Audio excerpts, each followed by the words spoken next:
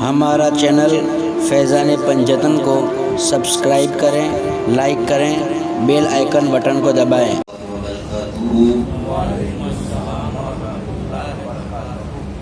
الحمدللہ رب العالمین والعاقبۃ للمتقین والصلاة والسلام علی سید الانبیاء والمرسلین اما بعد فاعوذ باللہ من الشیطان الرجیم بسم اللہ الرحمن الرحیم الا ان اولیاء اللہ لا خوف علیہم ولا هم یحزنون صدق اللہ العظیم ببرکت ان اللہ وملائکتہ یصلون علی النبی یا ایہا الذین آمنوا صلوا علیہ وسلموا تسلیما اللہم صلی علی سیدنا محمد وعلی وسلم صلاۃ و سلام علیک یا سیدی یا رسول اللہ صلی اللہ تعالی علیہ وسلم۔ حضرات محترم، سفر المظفر کا آج پہلا جمعہ ہے۔ اس مہینے میں کئی اولیاء کرام کے عرس منعقد ہوتے ہیں۔ وہی نواسۂ رسول، جگر گوشۂ بطول، امام حسن رضی اللہ تعالی عنہ کی شہادت اسی مہینے میں ہوئی۔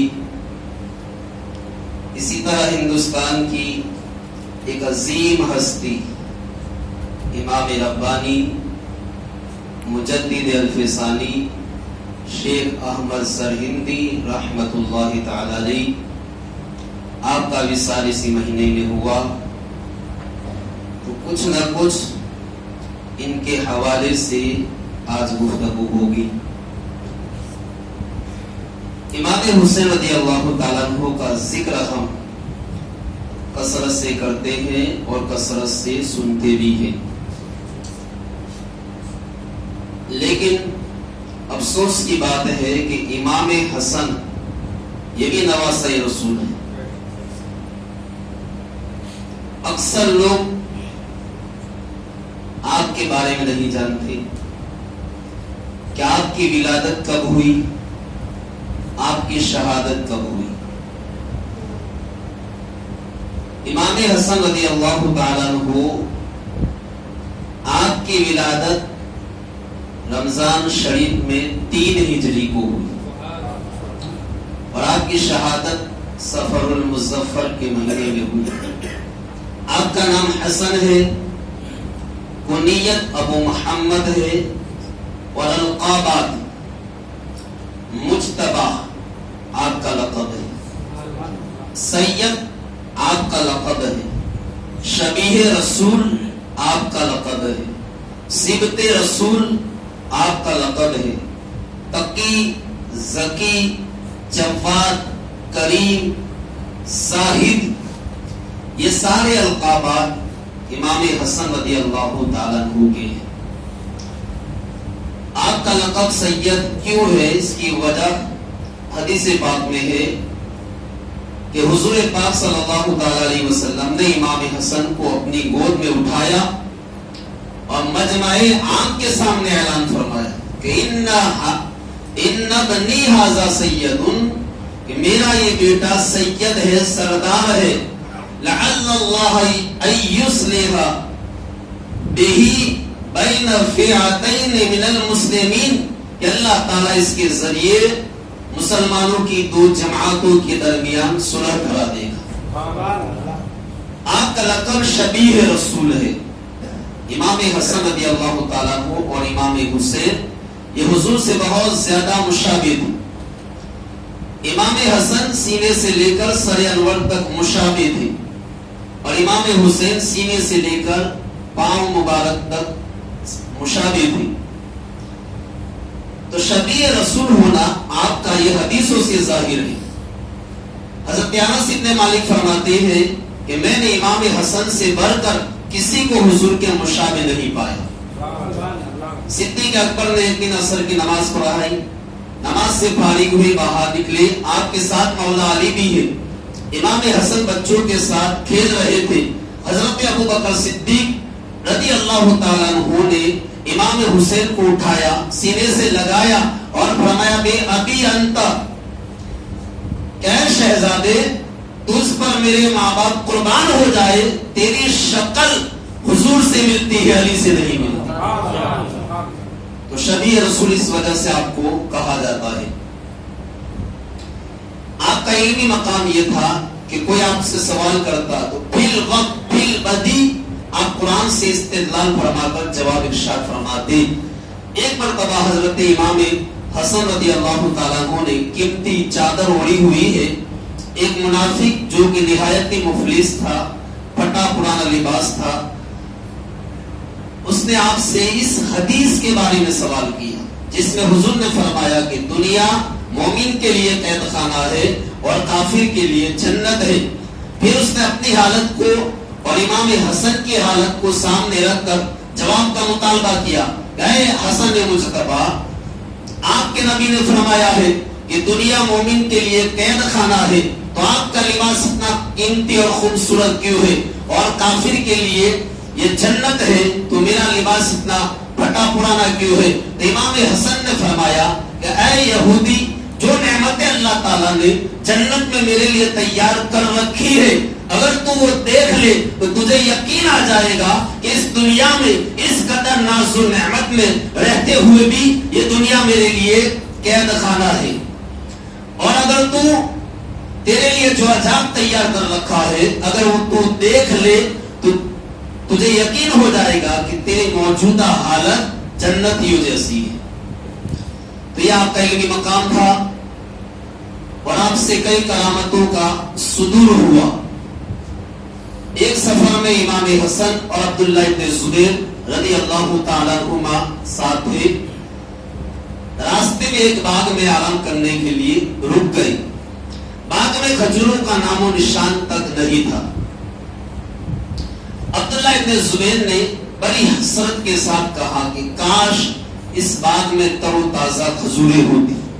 جب یہ بات امام حسن نے سنی تو آپ نے فرمایا کہ اچھا کھجوریں کھانا چاہتی ہوں۔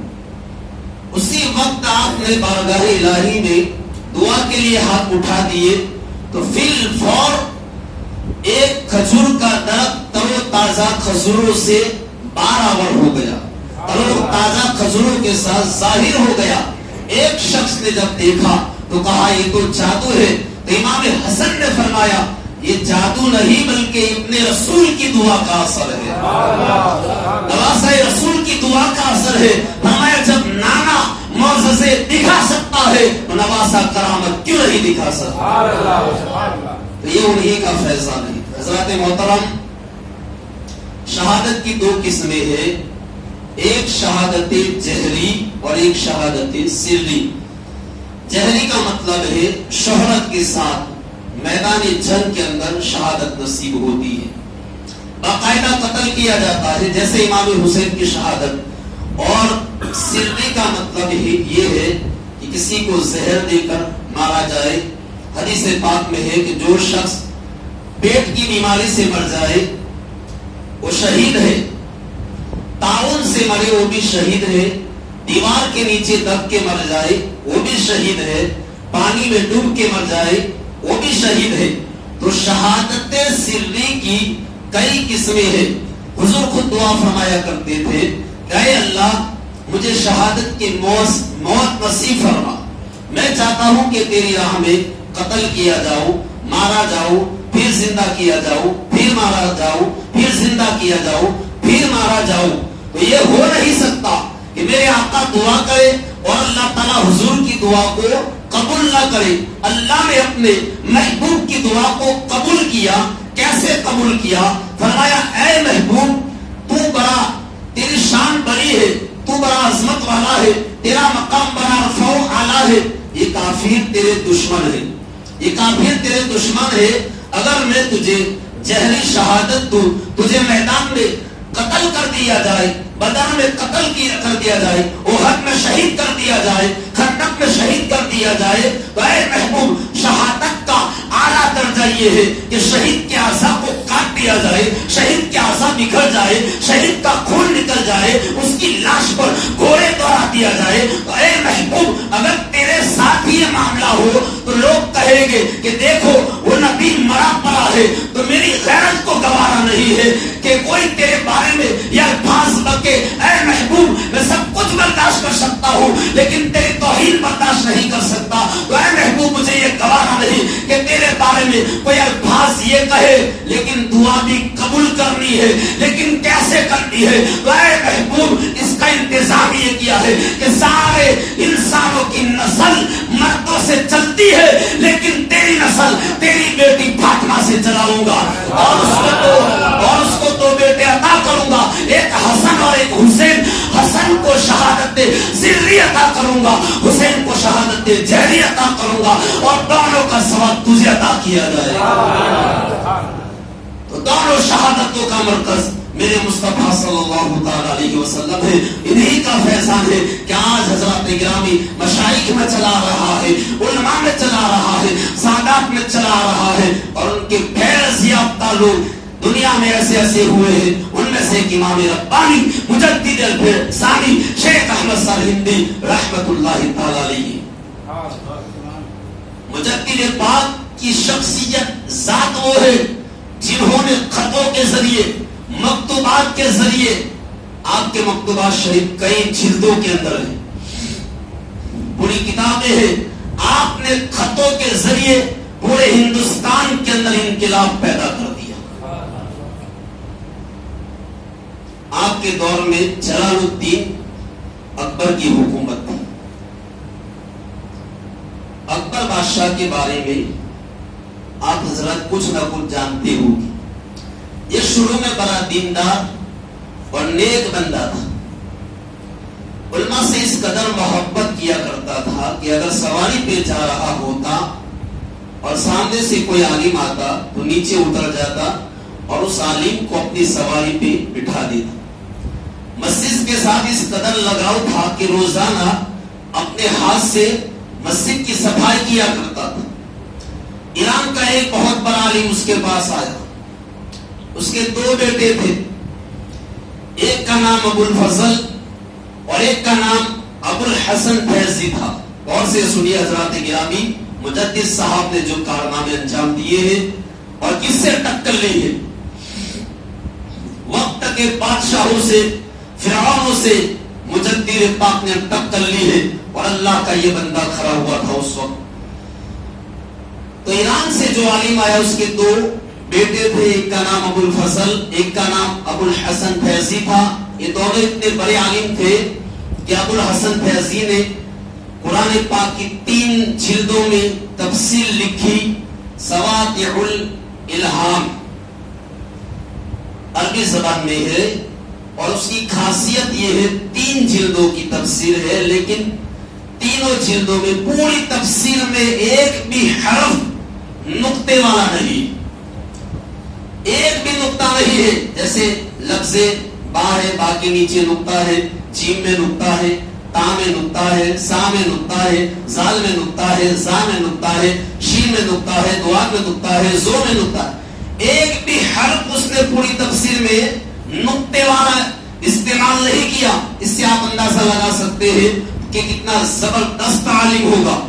یہ دونوں بھائی انہوں نے اکبر کو گمراہ کیا, بھٹکایا اور کہا کہ جن علماء کا تو گرویدہ ہے, جن علماء سے تو محبت کرتا ہے, جن علماء کے ساتھ تیری عقیدت ہے, جن کا تو ادب و احترام کرتا ہے, یہ وہ علماء نہیں ہے جو انبیاء کے وارث ہیں, جن کی فضیلت بیان کی گئی ہے. انہوں نے اس کے ذہن میں ایسی خباثت ڈالی کہ اکبر علماء کا دشمن ہو گیا اور اتنا بڑا دشمن ہو گیا کہ علماء کو کشتی میں بٹھاتا اور دریا میں جا کے پھینکاتا. پھر انہوں نے مشورہ دیا کہ پہلی امتوں میں 1000 سال کے بعد نیا رسول آتا تھا, نئی کتاب آتی تھی, نیا نظام آتا تھا, نیا دین آتا تھا. قرآن و حدیث کے حوالے دیے کہ اب 1000 سال ہو چکے ہیں, قرآن پرانا ہو چکا ہے, اسلام پرانا ہو چکا ہے, اب ہمیں نیا نظام چاہیے, نئی کتاب چاہیے, نیا دین چاہیے. تو اکبر کو اشارہ کافی تھا. اس نے کہا ہم اسلام کو منسوخ کر دیں گے, نیا دین لائیں گے, نئی کتاب لائیں گے, نئی شریعت لائیں گے, نیا نظام لائیں گے. پھر اس نے قانون بنایا کہ غیر مسلم لڑکیوں کا نکاح मुसलमान लड़कों के साथ जायज है। फिर उसने मस्जिदों को गिरवाया, अजानों को बंद करवाया, तिलावतों को रोकवा दिया, नमाजों को रोक दिया, इत्तेहादुल अदियान का मिशन जारी किया और उसको दीन इलाही ये कहते थे। और बाकायदा उसने अपना कलमा जारी किया, ला इलाहा इल्लल्लाह जलालुद्दीन अकबर खलीफतुल्लाह माअज़ल्लाह। ये अकबर की खुराफात और ये उसके मुशरिकाना और ये उसका शिर्क और अल्लाह के साथ उसने दीन इस्लाम के साथ उसने ये टक्कर ली और ये सब उसने खुराफात और बिदात जारी किया। हजरत गिरामी अकबर की जो काबीना थी, काउंसिल थी, वो गैर मुस्लिमों पर मुश्तमिल थी। उसमें अबुल फजल, अबुल हसन फैजी जैसे उलमाए सू थे जिनके मशवरों पर और इशारों पर वो चलता था। एक दिन अबुल फजल और अबुल हसन फैजी ये जो आलिम थे, उलमाए सू थे, पूरे आलिम थे, गुमराह करने वाले थे। उन्होंने अकबर से कहा कि बादशाह सलामत, हमने देखा कि आप गहरी नींद सो रहे थे, एक फरिश्ता आया है और वही लेकर आया है। वही क्या है? या अय्युहल बशर ला तज़बा बकर, यानी ऐ बशर, ऐ अकबर, गाय को ज़बा मत करना वरना तेरा ठिकाना जहन्नम होगा। जब इस तरह की खुराफात पाकिस्तान, हिंदुस्तान के अंदर फैल गई और सर हिंद में जब इमाम रब्बानी को पता चला तो आपने फौरन फतवा जारी कर दिया कि अकबर काफिर है और वाजिबुल कत्ल है। अब अकबर ने क्या किया? एक दिन मुकर्रर किया और ऐलान किया कि उस दिन जो भी दरबार अकबरी में आएगा उसकी जियाफत की जाएगी, इनाम इकराम से नवाजा जाएगा। चुनांचे अकबर का दरबार सजाया गया, दूर दूर तक शाही कनाते लगाई गई, शाही कालीन बिछाए गए, खाने पीने का शाहाना इंतजाम किया गया और दरबार अकबरी के सामने दूसरी तरफ एक फटा पुराना खेमा लगाया गया, टूटे हुए मिट्टी के बर्तन रखे गए, टूटी हुई सफेद बिछा दी गई और उसमें गरम पानी, बासी दाल और रोटी के सूखे हुए टुकड़े रख दिए गए और माज़अल्लाह उसको दरबारे मोहम्मदी का नाम दिया गया। हिंदुस्तान की तारीख में इस्लाम के साथ ये मजाक हुआ है और इस्लाम के साथ ये मजाक किसी गैर मुस्लिम ने नहीं किया, किसी सिख या ईसाई ने नहीं किया, बल्कि नाम नेहद मुसलमानों ने किया। अकबर ने जब अपने दरबार का शाहाना इंतजाम किया और दरबारे मोहम्मदी के साथ ये मजाक किया तो अल्लाह ताला को जलाल आ गया। अल्लाह ताला सब कुछ बर्दाश्त कर सकता है लेकिन अपने महबूब की बेअदबी बर्दाश्त नहीं कर सकता। दरूद पाक पढ़िए, अल्लाहुम्मा सल्ली अला मुहम्मद व सल्लम अलैका या सय्यदी या रसूलल्लाह सल्लल्लाहु अलैहि वसल्लम। अकबर इस्लाम के खिलाफ जबरदस्त खतरा था, बहुत बड़ा फितना था। इस फितने को मिटाने के लिए अल्लाह ने जिस हस्ती को भेजा वो इमाम रब्बानी मुजद्दिद अल-फिसानी है। इमाम रब्बानी अपने मुरीदों को लेकर आए, देखा एक तरफ शाहाना इंतजाम है, जर निगार कुर्सियां है, शाही कालीने है, शाही कनाते है, खाने पीने का शाहाना इंतजाम है। और थोड़ा आगे गए तो क्या देखा? टूटी हुई सफे है, टूटे हुए खेमे है, रोटी के सूखे हुए टुकड़े हैं और उसका नाम दरबारे मोहम्मदी रखा गया है। इमाम रब्बानी तरफ गए, आपने अपने मुरीदों को दरबारे मोहम्मदी की टूटी हुई सफों पे बिठा दिया। फिर मुजद्दिद पाक ने हाथ उठाए, बारगाह इलाही में अर्ज किया, ऐ परवरदिगार आलम, इस जालिम कवि ने, बेईमान ने इस्लाम का मजाक उड़ाया है, अल्लाह हमें इससे नजात अता फरमा। जब आपने दुआ की, आसमान बिल्कुल साफ था, दुआ मांगकर चेहरे पर हाथ फेरा। हाथ फेरने की देर थी कि खौफनाक आंधियां शुरू हो जाती है, अंधेरा छा जाता है, शाही कालीनें उड़ने लगी, कनाते उड़ने लगी, लोग एक दूसरे से आपस में टकराने लगे, कोई गिर रहा है, कोई मर रहा है, कोई जख्मी हो रहा है, खाने उड़ रहे हैं और खाने वाले भी उड़ रहे हैं। इस्लाम का तमाशा देखने आए थे, अल्लाह ताला ने उनका तमाशा दिखा दिया। अकबर ने जब अपने दरबार का ये हाल देखा تو جان بچانے کے لیے محل کی طرف دوڑ رہا ہے. لکڑی کی چوبی میخ جس کو کھوٹا کہتے ہیں، جس کے ساتھ خیموں کی رسیاں باندھی گئی تھی، ہوا کے پریشر سے اس نے حرکت کی، پھر ہوا کے زور سے رسی نے اس کو کھینچا تو وہ وزنی چوبی میخ آ کر اکبر کی پیشانی میں تیر قضا بن کر پیوست ہو گئی. اکبر وہیں پر گرا. 3 دن تک اسے ہوش نہیں آیا، اور ایک روایت میں ہے کہ 7 دن تک اسے ہوش نہیں آیا. 7ویں دن اٹھا ہے، اس مرحوم کا جنازہ اٹھا ہے. تو اذانوں کو روکنے والا، نمازوں کو بند کرنے والا، اسلام سے ٹکر لینے والا ذلت کی موت مر گیا، اور آج بھی اس کی قبر پر لعنت اور نحوست برس رہی ہے. ایک حافظ صاحب کہتے ہیں میں اکبر کے مزار پر گیا، میں نے قرآن پڑھنا چاہا تو غیب سے کسی نے میری زبان کھینچ لی اور کہا کہ خبردار یہاں قرآن نہ پڑھو، یہ قرآن پڑھنے والی جگہ نہیں ہے، قرآن پڑھنا ہے تو سر ہند میں مجدد پاک کے مزار پر جاؤ. تو آج بھی اگر کوئی قرآن پڑھنا چاہے تو زبان ساتھ نہیں دیتی، اور مجدد پاک کے مزار پر 24 گھنٹے قرآن کی تلاوت ہو رہی ہے، انوار کی بارش ہو رہی ہے. علامہ اقبال فرماتے ہیں حاصل ہوا میں شیخ مجدد کی لحد پر، حاصل ہوا میں شیخ مجدد کی لحد پر، وہ خاک کے ہیں زیر فلک مطلع انوار. علامہ اقبال فرماتے ہیں جب میں مجدد صاحب کے مزار پہ پہنچا تو سرہند کی وہ مٹی، وہ خاک جہاں مجدد پاک کا مزار ہے، وہ خاک آسمان کے نیچے نور کے طلوع ہونے کی جگہ ہے، انوار کی بارش ہو رہی ہے. اکبر کے بعد اس کا بیٹا جہانگیر آیا، اس نے بھی وہی کارنامے شروع کر دی. سارا دن شراب کے نشے میں پڑا رہتا. وزیروں مشیروں نے اس کے کان بھرے کہ مجدد پاک دین اکبری کے لیے بہت بڑی رکاوٹ ہے، پہلے ان کا حساب کرنا چاہیے. چنانچہ جہانگیر نے حکم دیا کہ مجدد پاک کو بلاؤ. وزیروں مشیروں نے کہا کہ بادشاہ سلامت، آپ کے دربار کا قانون ہے، دستور ہے کہ جو بھی آئے اپنی پیشانی جھکا کر آئے، سجدہ تعظیمی کرے. حضرات گرامی یاد رکھیے سجدے دو طرح کے ہیں، ایک سجدہ تعبدی عبادت والا سجدہ جو نماز میں کرتے ہیں، اور ایک سجدہ تعظیمی، تعظیم کا سجدہ جیسے حضرت آدم علیہ السلام کو فرشتوں نے کیا تھا. پچھلی شریعتوں میں سجدہ تعظیمی جائز تھا، لیکن اس شریعت کے اندر نہ سجدہ تعظیمی جائز ہے بلکہ سجدہ تعبدی اگر کوئی کرتا ہے تو مرتد ہو جائے گا، دین اسلام سے خارج ہو جائے گا. وزیروں مشیروں نے کہا کہ حضور آپ کے دربار کا دستور ہے، قانون ہے، جو بھی آئے پہلے آپ کو سجدہ کرے، لیکن مجدد پاک کسی صورت میں آپ کو سجدہ نہیں کریں گے. تو جہانگیر نے کہا کہ میرے تخت کے سامنے ایسا دروازہ بنواؤ کہ جو بھی اس سے داخل ہو خود بخود اس کا سر میرے سامنے جھک جائے. چنانچہ ایسا دروازہ بنایا گیا. جہانگیر دروازے کے سامنے تخت پہ بیٹھا ہوا ہے، مجدد پاک کو بلایا گیا.